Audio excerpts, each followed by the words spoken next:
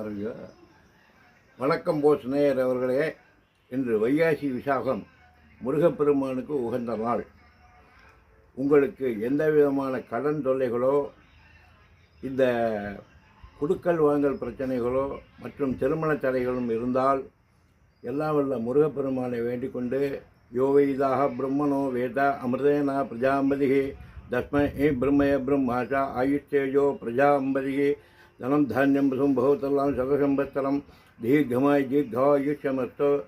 இந்த எந்த இதுக்கும் நீ கவலைப்படாமல் இந்த காரியங்களை முழு மனதோடு செய்தால் வெற்றி நிச்சயம், உறுதி.